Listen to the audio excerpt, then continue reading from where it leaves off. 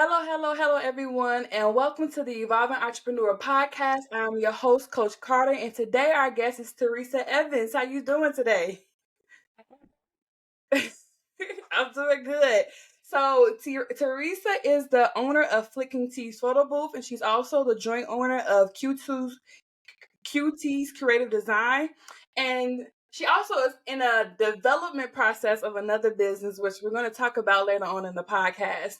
So I want you to tell us a little bit more about your business and how you got started in it. So with my QT Creative Designs, me and my best friend, that journey actually just started basically from just passion. We loved making stuff. When it came down to parties, we knew how to decorate. We really didn't have to pay people. So, in the community world of social media, it's like, oh, we can do this and get paid and still have fun while doing it. Right. So that is how that journey started. Just starting from doing our kids' parties to hosting family events and different things like that. Yeah, so you started with your best friend, and this is not the case for everyone, but I do want to ask because sometimes people start businesses with other people out of fear, or like it kind of, I feel confident or more comfortable starting it with another person. Like, was that your case, or did you just start it because she was just like your best friend and it sounded like a great idea? Because we was both doing the same thing. And like you said, it is comfortable because you kind of have somebody to take along the journey with you. So a lot of the things that we did, a lot of the stuff that we learned, like we paid for classes, we took classes together, watched seminars and so it was just kind of good to have somebody that you could relate to, that you can communicate with, that can, bounce out ideas off of. So Yeah, yeah. and I never thought about it in that way because in a way she was kind of like an accountability partner in the process of building the business. Now, Yes. having a partner in business can be great, but sometimes it's hard choosing a partner because even though that's your best friend, sometimes it's not always the best business partner. Because I remember a time when I constantly wanted to start up a podcast with one of my best friends, and it just never got off the ground. So my question to you, like, how does that work with working with someone so close to you already? I think it's more so having an open line of communication. Um, and sometimes you really have to know people, like you really have to know them. And it's just, you have to be able to trust each other, trust each other's judgments, just being able to make sure, again, no lines are crossed, everything is communicated in order for the business to stay afloat and to be successful. Okay, and like you were saying, you really have to know a person. So one thing I'm hearing from this also is clarity. My question to you is, did you all have certain roles? Because had a client one time in Michigan, her and her sister was working together, and she wanted to branch off on her own because her sister felt like she was the one who was landing the contracts and bringing in the money, but she was doing all the work, and the sister was kind of paying her as a client instead of a partner. So did you all have defined roles in your business? No, it wasn't really more so defined roles, but one of the key things was, I guess you can kind of say we both kind of had like separate clients, if that makes sense. So, like, if somebody that she knew wanted something, like she was their go-to person, I had my people that would come to me directly. And if it was something that got like too big, that was overwhelming, that I couldn't handle, and I'm like, okay, then we would team up and work it like that, if that makes sense. It does make sense. It does make sense, but in a way, you guys are still individual And businesses. it do right, yeah. Okay, okay. So when did you all like kind of realize that? Like, at what point did you realize that, or did you feel like you guys were still because she had her own clients and you had yours, and that wasn't necessarily the business clientele. Like, how did that work out? So now, once you realize, like, okay, it's like we share the business name, but the business is really separate, Hmm. So that's why, like, now I'm in the process, like, I feel like I need to rebrand, kind of make everything, because I do have a photo booth business. So I feel like I should just go ahead and put everything under one umbrella Yeah. because basically, we have a shared business name, but it's Right. still kind of like separate businesses. Exactly. So you kind of went through the process of starting with someone, and a lot of people do that, believe it or not. A lot of people start that route, and then now you guys are kind of like going a separate way because you realize you're still like two different entities, two separate Mhm. businesses. with somebody who's looking to start a business with another person, what would be something like you can like give them some tips out when it comes to that? Honestly, I think I would just say it could be okay to do it, but I guess it wouldn't really be starting a business together. But if you know somebody that's kind of going down the same business venture and same business path as you, it would be okay to maybe start the process together, do separate, like, and just kind of build, each other's different brands together. And you still have somebody to help work with you along the way, kind of bounce ideas off of, get feedback from, and different things like that. I think that would probably be the best route to go. Yeah, and I love that you said that because when you're doing the same thing, I mean, not that it cannot work, right? But when you have different ideas and you're not really ready to put everything under one umbrella, like you said, like that's your friend. You can help each other. You can help build each other. So you all are both motivated for the business. But sometimes I think when it comes to partnership, one of the things that you should definitely look out, what is the other person bringing to the table that may be different, something that you don't have, right? So it can kind of add value in that way too. So when it came down to like, what year did you start your business? It was like 2019, 2020, around that time. Man, it's amazing how many people started their business like right in the beginning of the pandemic. That happened to me too before like the world even shut down. So did you have like what initiated that? Was it like the pandemic? Was it like did it just happen to be around that time? No, so before the pandemic even started, we had already started kind of like, hey, like, like we was already making t-shirts, like that process had already started. So I Okay. think when the pandemic happened, it just kind of made us realize like, hey, like we need to do something a little bit more, have a little bit more extra income. And then part of the journey too, like before, me and my friend, same friend, we used to drive Uber together. So it was a lot of stuff, just to, have a little side money to play with. So Yeah. that just kind of came into play. That got dangerous. So it's like, okay, now we got to figure out something else. How we going to get this extra money? So, yeah. Yeah, that's true. Cause I remember when I like, oh, I don't have to work. I can just be like a full time entrepreneur and do side gigs. But that lift, I was doing lift, it did get dangerous. Yeah. Very true, very true. Okay, so you're in the t-shirt industry and like custom designs. What would be because I know some other people currently now, even clients who's trying to get into the industry, right, and having a hard time finding the right product to use or how the way to go about it because I know it's different machinery. What can be like a tip to help someone who's starting to in this industry? Yeah. Trial and error. Um, One of the things that helped me was I had joined a Facebook group on Facebook, a crafting group. So in the crafting group, a lot of people they'll tell you like they'll review the products, tell you what works, tell you what to try, different T-shirt brands, heat press machines, what tools to use, and things like that. Even if you need vendors for different things. So that was kind of where a lot of my information had came from. Wow. Okay. And the more I continue to interview, most people constantly draw back to this community, like having a place of resources and knowledge, and someone to even mentor, somebody that's already been there to kind of help guide you through that. So that is some good information as well. What would you say was like one of the biggest losses or lessons that you kind of had to learn in your business, even with the photo booth? Because I know that can be issues too. I think one of the biggest lessons that I learned was not to depend on family or like people that you know closely. Like sometimes people can be your biggest supporters, but they're not really supporting you, if that Elaborate. makes sense. Elaborate. So, so most people they always feel like, oh, they want a discount, then you still like, oh, I'm not gonna charge them my regular price. So you kind of giving yourself the short end of the stick. So Mm, and then you have those ones that's always like, oh, like that's so cute or whatever, but how much that costs? And then it's, they really don't want to support you. So yeah, I feel like that was kind of like you realize yeah. like, okay, How did you navigate through that? Like, did you had to start telling people no? Like, how did you do that? still working on that. But I'm getting better. I'm really getting better because you know what? I had to realize that my time is valuable too, right? So let's Yeah. just say, for instance, You'll get somebody, it might be a party. What's today? Thursday. Today's Wednesday, right? They'll ask me to do something Saturday, Sunday. That's giving me what, 3, 4 days? No. Mhm. So it's like you have to learn to prioritize and make people respect your time.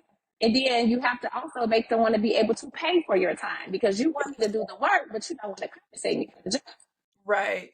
I have a So question with concerning that. So, did you feel at any point that you were new and I'm trying to get clients and maybe having that imposter syndrome, kind of like, am I good enough to like charge them their prices? And that's why you kind of in the back end was okay, will settle in like, okay, it's a job, I do it. Okay, it's a little money, I do it. but then I have to come with terms that it's, 20, right now it's 2024, okay? You cannot sell a t-shirt for 15. You're not making a profit for $15. Okay. The cost of the product has gone up, the materials have gone up. You still have to take into account people's time. Like it takes time to design a shirt, especially if you're doing something from scratch. Like that's what Mhm. people have to realize the time that you're actually inputting into it. And you delivering a great product. So you will go to the store, you're not gonna go ask Nike for a discount. You know, Exactly. yeah, they have sales, but you ain't just gonna go in the store like, look, let me like, no, that's not gonna work. So yeah, I Yeah. have to learn that. I'm still learning. Yeah, and you know what? It's very honest to say that you're still learning because a lot of people who start businesses, they start off with giving discounts or trying to reach out to family. And actually, with my clients, I tell people because I mean, a lot of us had to learn this the hard way. I tell them right off the bat, like, don't sell to your family. Your family is not your client, right? Because a lot of times, what we're offering or what our brand is or the price range we have, our family might not even be the target audience we're looking for, but we want them to support us. So I tell people how to not feel some type of way when your family not supporting you or to not be, mad about it or be bitter in a way, but to look for your target audience. And I had to do that for myself. And I had this one lady just kept negotiating with me with my prices. Baby, my price is my price. So you have that. You have that. So, what are some insights in your industry? Some things that are trending, or that other people should kind of know. Is there anything new out there right now? I think the custom tailors came into play a couple of years ago. That's a really hot commodity for custom designs and things that people make.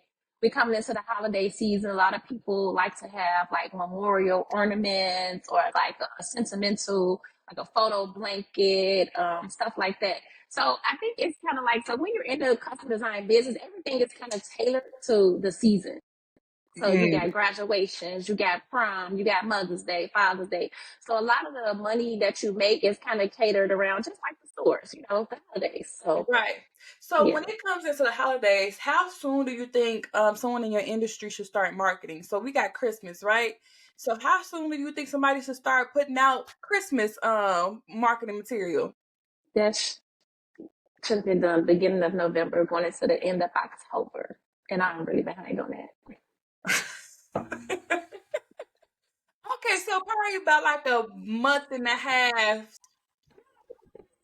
So it's just like so. Okay, let's just say that. So when Christmas ends, right? Once Christmas is over, bam, you should start Valentine's Day is coming. So it's kind of like because they all are kind of like right there together. So Yeah. just like when you go in the store and you see them changing their products, okay, it's time for me to start rebranding and get my stuff. And Very you know true. what? I love Another that, thing that Theresa. I've noticed. Let me tell you another thing that I've noticed. I was in, I think, Michael's. So a lot of the stuff that has trended from the crafting industry is now rolling over into the stores. That's a little crazy. So they Like kind what? of Like what? to like, oh, like the tumblers and all like stuff that we made like I want to say 2 years ago. Santa sacks have became really popular in the crafting world. Now they in Joann's, they in Michael's. They didn't have them Santa sacks in them stores. They gotta hop on. They gotta hop on what's They trending got too. a And I yes. never thought about that. Teresa, you really just did like a light bulb right here because if you go into a store and you see it changing, that's like an indicator you need to change up the season too. I never thought about it like that because sometimes you got to bite off of other people marketing skills, and if you see these 500 Fortune companies do it, why can't I do it? You know what I mean? They know it's time. That's letting me know that it's time too. That's a great idea for those who are in the industry. That is a great idea. So, what are ways that you kind of give yourself a work life balance? Because I know that you're still working, you're a government employee, and you have two business going into like reading off one to go into the third. You're married, you have all these things. You have a college daughter. How do you balance your life? They do a good job. They kind of prioritize it. I'm like a list person. So like I'm one of those people like when the weekend, even like during the week, I'll be like, okay, I'm going. Oh, I used to gather that I was back in school. So it's Yes. like, okay, Get your I'm master's degree at that. Yes. Very true. so it's like, okay, I'm gonna spend 2 hours doing this. I'm doing laundry. Like, so I just, or when I get an order, I'm like, okay, this order is due by this day. I can do this much this day, do this much this day to make sure it's done. So I just, Okay, so I know you're coming into bigger deals, which won't be discussed because nothing is final. But I know you're coming into some big deals. How are you looking to handle those large orders with your life? How it is now? oh, I'm really so keen on, I don't want to quit my job, but, I guess it just depends on how it goes. But now, okay, with that, I feel like going into things that are more corporate breaks, I know it's going to require a little bit more of my time. I have to dedicate a little bit more, so I can still run. Like I really, my goal is to get all of my business online, right? So I would rather be able to receive the orders, fulfill the orders, and not have to like now people text me, send me emails. So I think once I get everything kind of mainstream, get everything going, get my operations together, give me a little bit of help. So I think Okay. Okay, let's get into something that you just said because we talked about this not too long ago. Because you're like, I'm not gonna quit my job, and that's like a thing for you, right? Teresa is stuck on, I'm not quitting my job. That's backup money. The economy could go either way. Let's talk about it. Like, why do you have so much fear? And if you're getting blessed in this area, right? When that time coming, it just continue to bless where you're having such an overflow. Why is that fear implanted in you where you don't want to quit your job? it's fear. Hey, like I love being an entrepreneur. Don't get me wrong. I love the flexibility, the stability that it gives, the extra income. But honestly, just okay, it's something that I want to do. Like it's my main and only way of working, if that makes sense. Like it. Because when they go, it's with their Okay. that is not the case. In my day, to build something and I could probably just hand over to my daughter. Maybe she won't have to work for nobody. So it's like building it to leave something behind. I only have one. Hmm. So, you know, And that's true too. And we don't talk about, I think sometimes we don't talk about legacy enough because some people are, and most people, let's be real, most people are doing it to leave the job that there are. But we also in the entrepreneur world, we don't talk about enough how some people do love their jobs, right? They love what they're doing or they're okay with what they're doing. This is something like you're even currently going back to school, right? To advance what you're doing. So people sometimes have to balance kind of like what they currently want and what they want now and what they're looking for the future, right? So I think one of the things that you like kind of is focused on, like you said, your operations and everything mainstreamed and on the back end, it's like scaling. You kind of like want to scale it where it's almost out of your hands, but it belongs to you. And I think sometimes we don't talk about that enough, and that's okay to have that too, as long as you understand why. So that's what I'm asking. Like, okay, why? Because I know I used to work for the government. People don't play about the government jobs. They be holding on tight to the government jobs. man, So listen, I get it. I get it. So when it comes down to like what you're going through, what are some of like your success stories? Like what is the time when you hit a brick in the wall and you had to like overcome it, right? Tell us about those because sometimes we don't talk about the hardships enough and how we overcame it.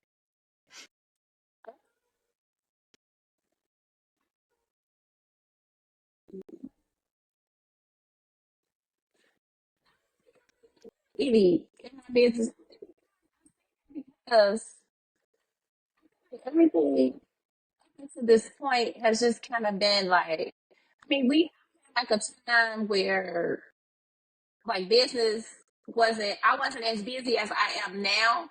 So I think it was kind of hard. Like, and I'm not a person, I can't believe I'm doing this, okay? I don't really talk. So to be a person to like promote their business or try to get their business, like out there, like that was never really me. So it was Mhm. just kind of like, oh, people, whatever. Like, I just kind of had like that whatever attitude. So I just think the thing that actually helped me or the thing that was really big on me was just kind of stop shying away from the fact that okay, look, you run a business, it's okay, like kind of feeling like you can tell people like. I think that was probably one of my biggest things. Like I would see posts and people be like, "Hey, make church," and I just scroll right past it. Like, so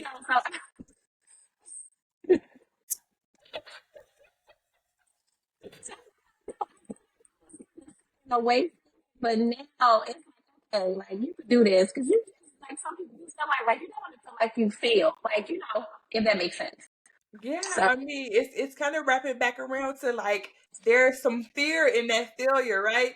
So that's why I was kind of a little bit asking about earlier too. But like you said, you don't want to feel it kind of goes to like imposter syndrome, not feeling like, okay, if I get all of these orders, will I be able to accomplish them and do it successfully? Because I think when we talk, you didn't want clients. I ain't never heard that from a business. She didn't want the clients, and that's why she didn't talk and promote her business because she didn't want the overload of the work. Because people like going to her to get their custom designs, but she did not want it. And I'm looking like, girl, like there's money to be made. But she did not want it. I got a question. So when did you, because you was kind of treating your business like a hobby, right? Oh, they come when they come. I enjoy it when they come. Like when did that switch flip where you're like, you know what? I can do it. This is a business. I need to operate it as a business. like the last 2 years. So a lot of it came from so again, it's a lot of people out here that have small custom business designs, right? So Mm-hmm. I think it's more so just finding your own niche, trying to figure out what works for you, what you're good at, not trying to compare yourself to other people, and just trying to come up with different and unique ideas. Yeah, you keep up with the trends, but like sometimes I'm like, Yeah. okay, I'll see something and be like, oh, I could do that, but I'm gonna do it a little bit different.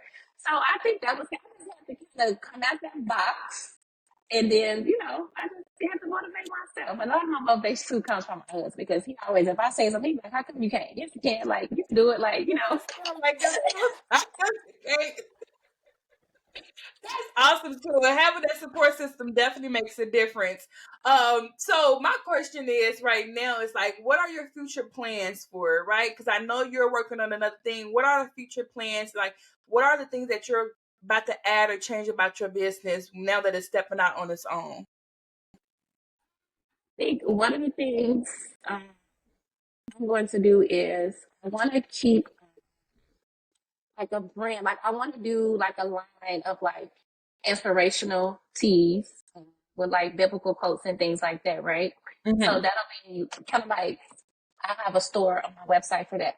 And then one of the other things, I'm going to start working more with corporate clients. Just kind of take on a little bit more of the gifts that they give out for holiday parties, doing their uniform shirts and things like that.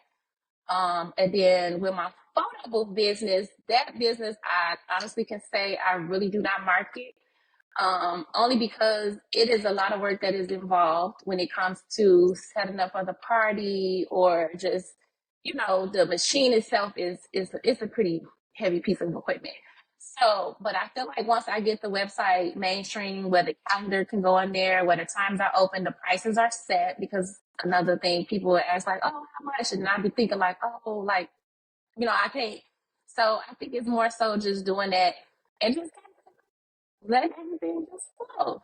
Okay, okay. That's nice, and I love to hear that. And definitely, when people don't have their operation set up and you understand that it makes a difference knowing your prices right off the bat, letting people know that it's not negotiable, telling people that you can refer to my website, that makes a huge difference. So for those who are in the creative and custom design business, know your prices, know that they're not negotiable, and stick to it because people will try to negotiate. And it's understandable when you're thinking about from a customer point of view, but when you know what you have, like what you already have to buy, and if you bring it down, what you're going to be sacrificing, and you're not going to make the profit that you're looking for, then you just got to keep that in mind as well. Now, when it comes down to risk taking, I know you had different machines and like you used to use one machine. I remember you telling me how you didn't really like sublimation as much because it's more trial and error. Like, how do you manage risk taking and like, oh, I bought this machine, but now it's not worth it or whatever case? But how did you manage that?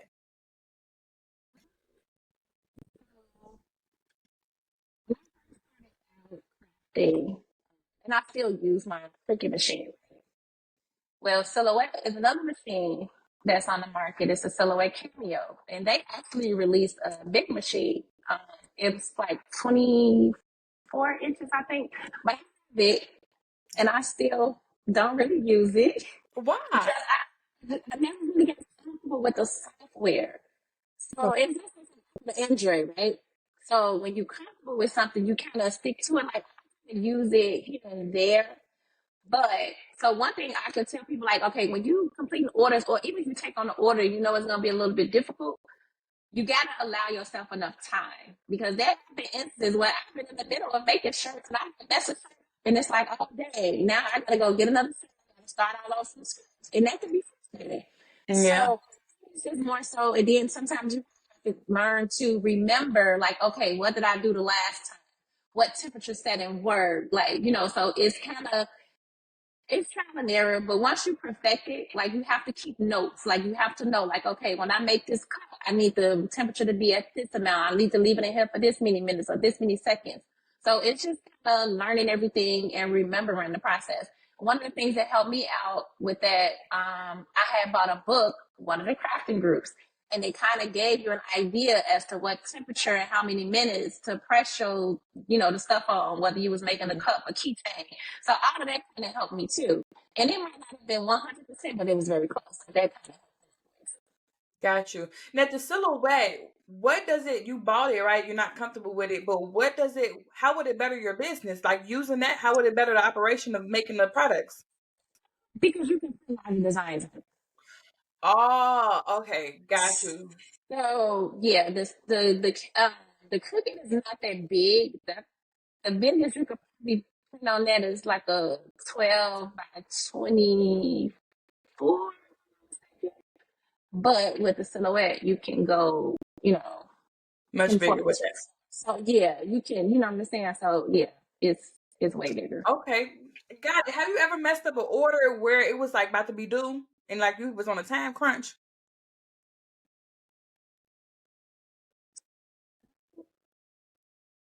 No, no.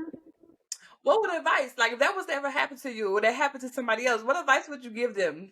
Like in the they got a time crunch. Like I know, like would you tell that person to go to like a local? Because we're talking about this, not necessarily this scenario. Would you tell them to go to a local same day print shop? Like how would they deal with that? So sometimes it just depends. If you can get to somewhere locally where somebody can either possibly help you out, but again, the crafting community is your friend because let me tell you, I learned how to remove shirt. So Really? yes, so it's ways around things. And you do have people that are like, oh my God, this order is due. I can't fulfill this order. What do I do? And then you have 10 people that come and say, hey, do this, do this, do this. So it's Nice. like having a community of people or a place you can be like, look, hey. But sometimes too, that might not always work out. And then you have to just tell the customer, like, look, like, try to come up with a compromise. Hopefully you ain't mess up too many of the shirts and you can, so but yeah, that's what you gotta do. You gotta learn how to work around it.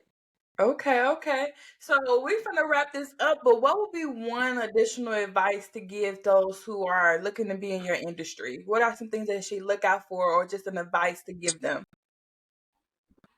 Tell people to embrace the hustle.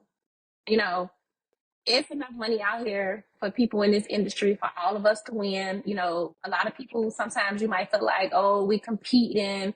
But no, it is real people out here that's doing the same thing that you're doing, that's willing to help you, that's willing to give you Yeah, advice. One of the things I had to learn, you do have some people that are gatekeepers, but then you have a lot of more people that they'll open the gate for you and give you the information that you need for your business to be successful.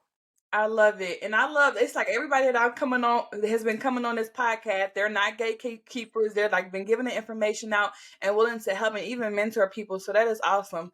Thank you so much, Theresa. Tell people where to find you, where they can find you or your page at. And I know you don't have all your stuff, but by the time this post out, hopefully you have it where I can put it in the description box. But what you do have, let them know where they can find you. Um, Facebook. My photo booth business is Tees underscore photo booth on Instagram and Facebook. And then my current business page is QT's Creative Designs, both on Instagram and Facebook. Okay, and when she released that other one out, if it's in time enough, I'm gonna add that one too, y'all. Okay, thank you so much, Theresa, for joining us today, and I truly appreciate it. And we're looking forward to having that help so many other people that's in the industry. Thank you so much. Thank you.